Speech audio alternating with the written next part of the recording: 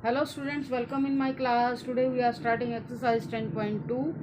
Exercise start करने से पहले कुछ उसकी इंट्रोडक्शन देख लेते हैं। यहाँ पर आपको पढ़ना है number of tangents from a point on a circle. Number of tangents के लिए आपको यहाँ पर 3 केस अराइज होते हैं। हमारे पास 3 केस आपके बुक में भी गिवन है। देखो यहाँ पर गिवन है पेज नंबर 210 पे केस 1, केस 2, केस 3। तो यहाँ पर केस 1, केस 2, केस 3 इन्हीं को मैंने डिटेल में समझाने की कोशिश की है। यहाँ पर मैंने भी डायग्राम बना करके दिखाया। Number of tangents from a point, number of tangents from a point on a circle. Case 1 में क्या बोला जा रहा है? There is no tangent to a circle passing through a point lying inside the circle.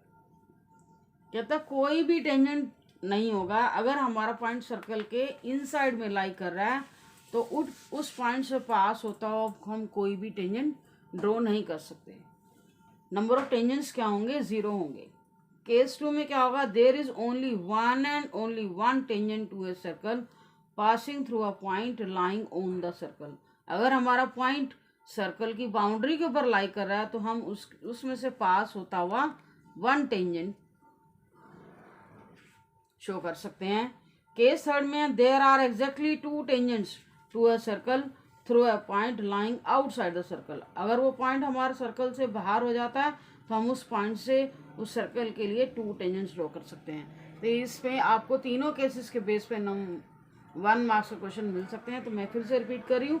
Case 1 में क्या है? हमारा पॉइंट जब सर्कल के अंदर लाई कर रहा है तो नंबर ऑफ टेंजेंट्स क्या होंगे? 0।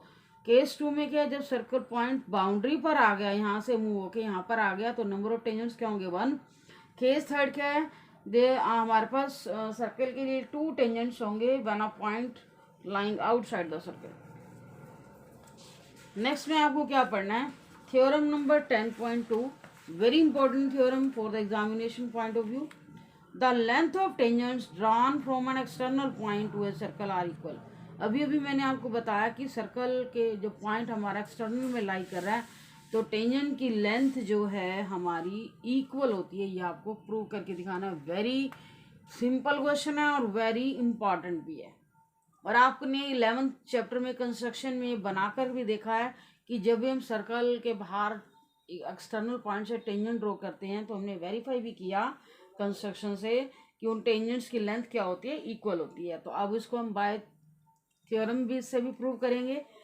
The length of tangents drawn from an external point to a circle are equal. देखो गिवन में क्या लिखोगे? Circle with centre O, a point P like lying outside the circle. एक सर्कल है जिसका centre O है और एक पॉइंट है पी जो सर्कल के बाहर लाई कर रहा है। और आपको प्रूव क्या करना है? P Q is equal to P R. देखो यहाँ पर हम कंस्ट्रक्शन करेंगे, ज्वाइन करेंगे ओ को पी से, join O P, O Q, O R. ये आपने तीनों पॉइंट ज्वाइन करने हैं। Join O P, O Q and O R. अब आपको क्योंकि प्रूव करना है पी क्यू को पी आर के इक्वल, तो हम देखो इक्वलिटी तभी ला सकते हैं जब दोनों ट्राइंगल को कॉन्ग्रुएंट प्रूव कर दें। क्या करेंगे? In triangle right triangle O Q P and O R P, दोनों को कॉन्ग्रुएंट करने के लिए हमें 3 स्टेप चाहिए। तो क्या लिखोगे? O Q is equal to O R, O Q is equal to O R, O P common है, triangle O Q P and O R P क्या होगी? हमारे पास कॉन्ग्रुएंट होगी। और एक आपके पास एंगल 90 का भी है, वो भी आपको यहाँ शो करना पड़ेगा, एंगल ओ क्यू पी। तो यहाँ लिख सकते हो angle O Q P is equal to angle O R P, दोनों ही 90 के। स्टेप मेरा रह गया था। एक एंगल 90 का है, O Q is equal to a O R, radii of the same circle, O P common आ गया। Triangle O Q P congruent होगी बाय ओ आर पी। यहाँ पर आप साइड एंगल साइड भी लिख सकते हो, आर एच एस रूल भी लिख सकते हो, क्योंकि हमने एक 90 का एंगल प्रूव किया और 90 के अपोजिट वाली साइड और उसके साथ हमने परपेंडिकुलर इक्वल प्रूव किया। तो ट्राइंगल हमारी कॉन्ग्रुएंट हो चुकी है। In this way we can write P Q is equal to P R by C P C T. अब हम आते हैं एक्सरसाइज के फर्स्ट क्वेश्चन पे। 10.2 का फर्स्ट क्वेश्चन हमारा, ये भी आपके 1 मार्क्स में आने वाले हैं, ऑप्शनल क्वेश्चन है बुक में हमारे। फर्स्ट क्वेश्चन है, in choose the correct option and give justification from a point Q the length of tangent to a circle is 24 and the distance of Q from the centre is 25 centimetre, the radius of the circle is, आपको radius find out करनी है। यहाँ पर optional में है, ये सारे आपके क्वेश्चन 1, 2, 3 1 मार्क्स में आने वाले हैं। तो सबसे पहले इसमें आपको डायग्राम बनाना होगा। From a point the length of the tangent to a circle is 24। देखो आपको यहाँ से क्लियर कर दिया है कि टेंजेंट कहाँ से बन रहा है, पॉइंट क्यू से बन रहा है। क्योंकि जब भी हम टेंजेंट बनाएंगे तो उस टेंजेंट पॉइंट, जिस पॉइंट से बनाना है उसको आपको सर्कल को बाहर रखना होगा। तो यहीं से मुझे पता चल गया था, स्टेटमेंट में गिवन था फ्रॉम अ पॉइंट क्यू, तो मैंने उस क्यू को क्या रखा, सर्कल के बाहर दिखाया है। And the length of the tangent, point Q से टेंजेंट आ रहा, दैट मीन्स क्यू तो सर्कल के बाहर ही है। पॉइंट क्यू से टेंजेंट शो किया गया है, तो उसकी लेंथ हमारे पास 24 है। तो सर्कल पर जिस पॉइंट पर इंटरसेक्ट करा वो पॉइंट हम अपनी तरफ से लेंगे। ये पॉइंट आपको गिवन नहीं है, इसको मैंने अपनी तरफ से लिया, पॉइंट पी लिया है। आप कुछ भी ले सकते हो, ए ले सकते हो, ये पॉइंट गिवन था। उसके बाद the length of the tangent कितनी, 24, and the distance of the Q from the centre is 25। तो इस क्यू का सेंटर से डिस्टेंस, सर्कल के सेंटर को क्यू से ज्वाइन करोगे, डिस्टेंस कितना, 25 सेंटीमीटर। और आपको क्या करना है, रेडियस फाइंड आउट करनी है। तो हम ओ को पी से ज्वाइन करेंगे, आपकी क्या होगी, रेडियस। इसको मैंने आर से डिनोट कर लिया। तो हमें यहाँ पर रेडियस फाइंड आउट करनी है। हमें इतना तो पता है, ये एंगल 90 डिग्री होगा। Angle O P Q is equal to 90। Reason क्या लिखोगे, tangent is perpendicular to radius. तो in right triangle O P Q, hypotenuse square is equal to perpendicular square plus base square. और आपको पता है hypotenuse में क्या होगा, जो 90 के सामने वाली साइड होती है वो हाइपोटेन्यूज होती है। तो यहाँ पर हम हाइपोटेन्यूज को क्या लिखेंगे, ओ क्यू स्क्वायर, परपेंडिकुलर आपका क्या होगा, O P square plus P Q square. O Q की वैल्यू कितनी है, 25। ओ पी क्या, रेडियस ही आपकी है, और पी क्यू कितना, 24। पाइथागोरस थ्योरम आपको रिजल्ट अप्लाई करके सिंप्लीफाई करना कोई मुश्किल नहीं है, आप कई बार कर चुके हो ऐसा कॉन्सेप्ट। 25 का स्क्वायर 625, आर स्क्वायर 24 का स्क्वायर 576, 625 में से 576 माइनस हुआ, आर स्क्वायर आ गया। तो हमारे पास आर स्क्वायर की वैल्यू 49 आ गई है। आर की वैल्यू आप निकालोगे प्लस माइनस 7 आ जाएगा। रेडियस कभी नेगेटिव नहीं होती, हम प्लस का 7 सेलेक्ट करेंगे तो रेडियस ऑफ द सर्कल कितना आ गया हमारे पास, 7 सेंटीमीटर। अब नेक्स्ट क्वेश्चन में भी कुछ ऐसा ही है आपको। सेकंड क्वेश्चन एक बार पहले स्टेटमेंट पढ़ते हैं, क्या कहना जा रहे हैं ये। इसका डायग्राम गिवन है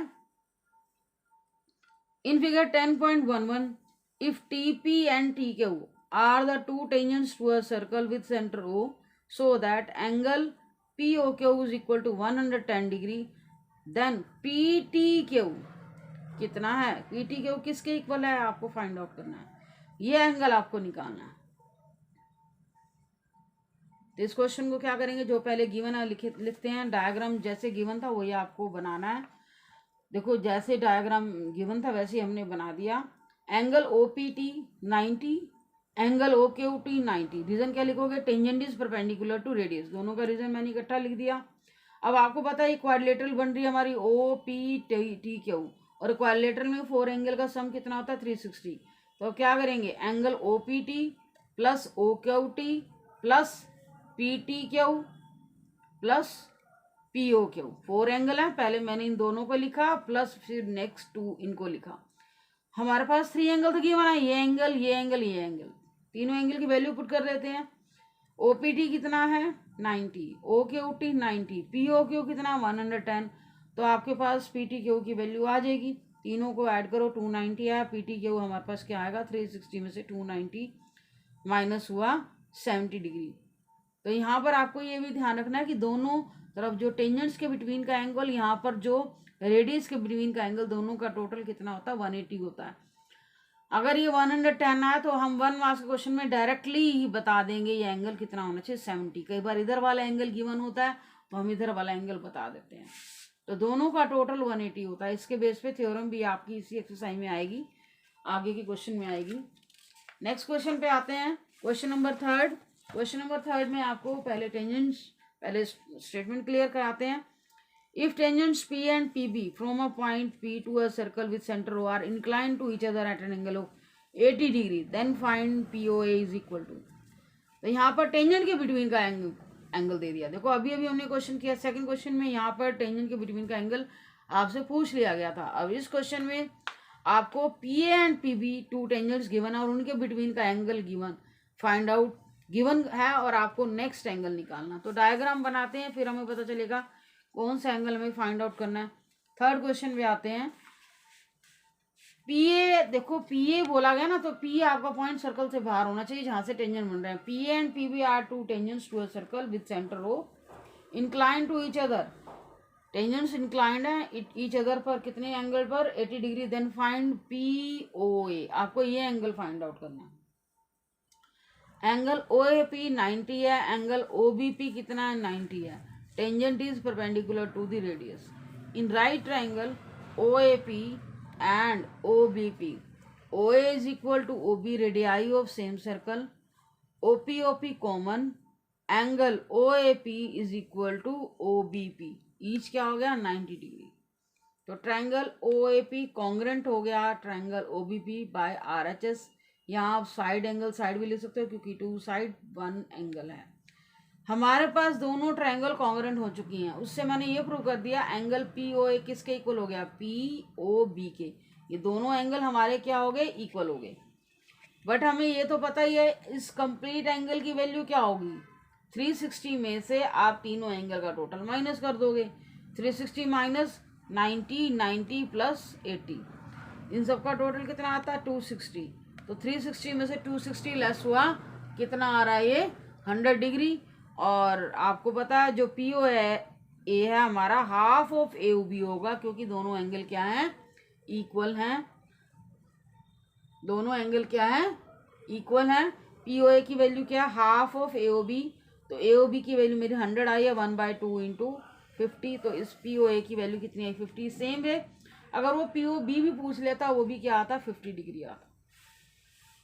तो नेक्स्ट क्वेश्चन आपको नेक्स्ट वीडियो में मिलेंगे। Thank you for watching video.